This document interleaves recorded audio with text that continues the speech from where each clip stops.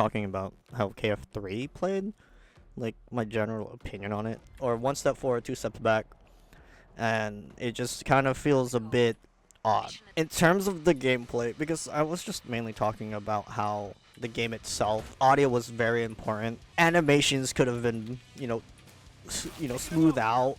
Like some of the Zeds just feel very, very stiff. Gun animations could have been better. Like the inspect animation could have been a lot better. And how like some of the weapons are kind of sounding very weak.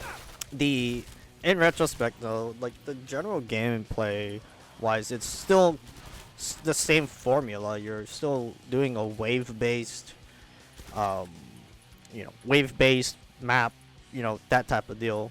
The only difference is that they added different tools for you to use now. So essentially, I feel like they kind of expanded more on toolkits to activate turrets or open armor cache, which removes that random ability or that RNG based of finding armor on the ground or finding ammo on the ground, essentially. That's how I believe they're trying to fix that situation, because if you have the toolkit, then you can repair essentially your armor or activate turrets, activate traps, that type of stuff, which is they kind of did have traps in 2. I think they also had some in 1, but I am not too sure about that. Could be wrong, because it's also, again, been a long time since I played 1. The fact that they decided to remove the randomability of finding armor and ammo while you know ar- you know on the map makes it kind of not survival-esque horror, right? Like, ooh, look, ammo, found ammo, you know.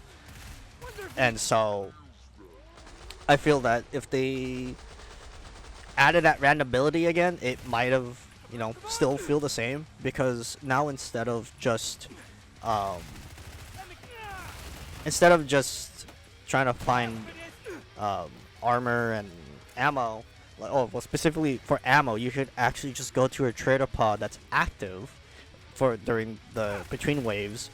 Um, you can actually buy, ammo specific from the trader post that's going to activate. So let's, for instance, like if I'm next to a trader post that's going to be active next round, I can go to it before that round ends and buy ammo, and that also that's supposed to replenish one mag, or I don't think it's supposed to replenish the whole thing, but I think it's supposed to replenish just like a small fraction. So it's supposed to give you a grenade, ammo,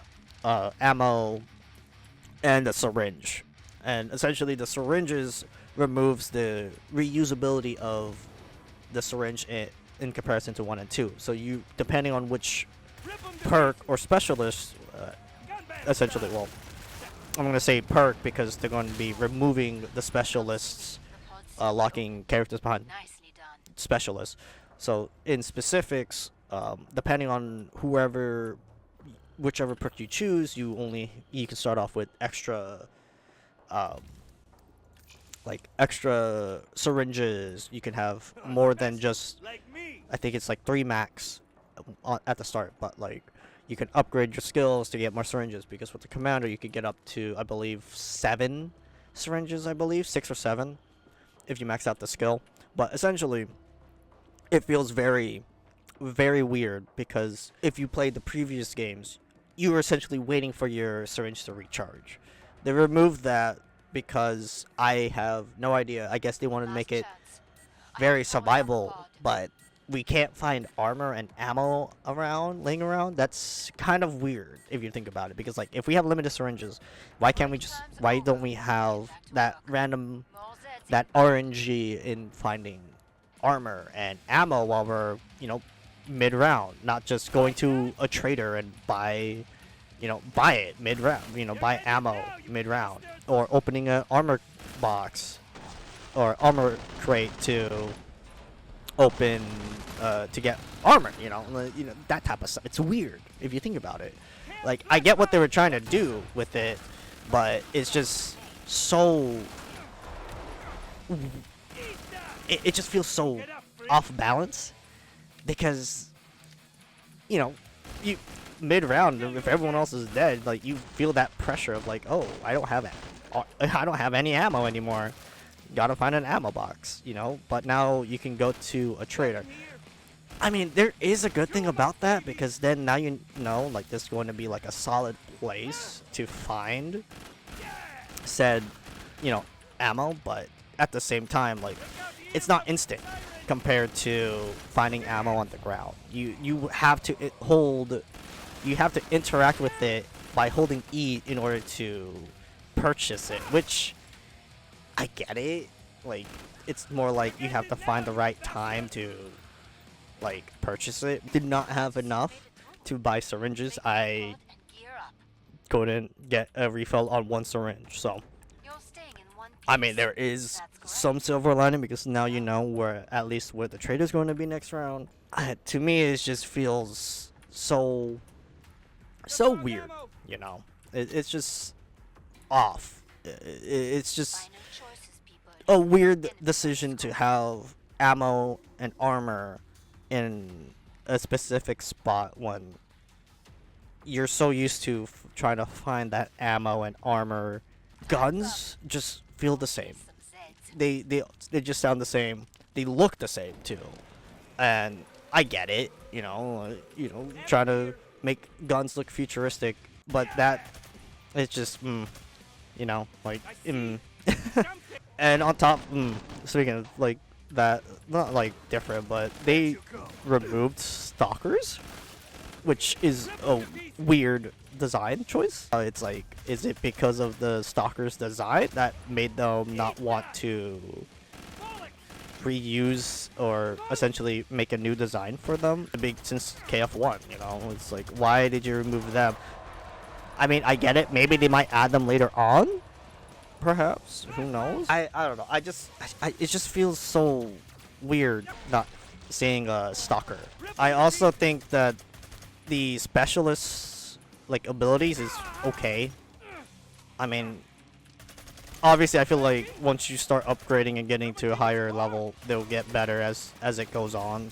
I just feel that if they do end up, I don't know how they're gonna be separating it, unless it's gonna be like you're going to be able to choose which specialist like skill you would want in the once they remove the specialists and perks being locked together at post-launch. So I just feel that perhaps the specialists' abilities, like their own separate thing with that perk. So you're able to choose whichever specialist skill you want with that perk. Or that perk skill. I don't even know what even to call it anymore because it's just so convoluted now. Specialists having their own unique abilities. So I'm assuming with the removal of the specialists, perk-wise, you'll be able to have access to like different types of roles for that perk. So let's say like with the commando, you could get like the drone, and then if a new character comes out with their own special ability, and that's also considered a commando, then we could probably have that same thing. But as you level up, I noticed that like you have like funds to spend in the beginning of the game or before the match starts. So essentially, you can buy armor, you can buy your upgraded weapon, you could buy specific things that would help you. You could buy a separate tool that you want to use.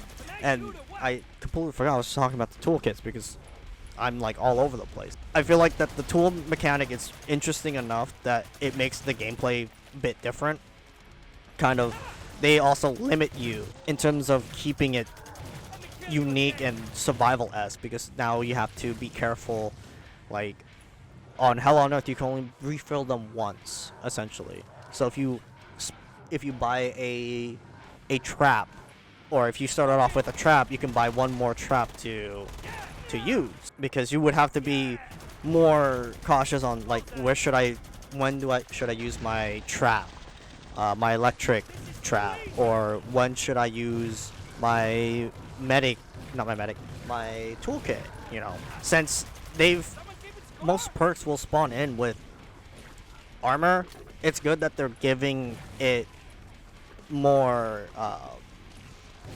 more accessible to other, you know, soon to be perks, so that, you know, some perks can also, you know, with their budget, you can upgrade you can buy it armor right off the bat, so you don't have to worry about it, because I believe like some perks don't some passives won't allow you to spawn in with armor. But yeah, I mean, gameplay wise, it's the same but different. And I mean, you have the sprint mechanic, the dash mechanic, which essentially is like, I feel like they should speed up the Zeds more, because we have so much mobility. But then again, like, I'm playing SWAT and I'm just zooming around, so I don't know. It's a weird mix-up on trying to figure out like what to do. You know, it's very gameplay-wise. It's just, it's there, but it just needs to be more refined in terms of keeping it together, and not just feels like I'm playing Apex Legends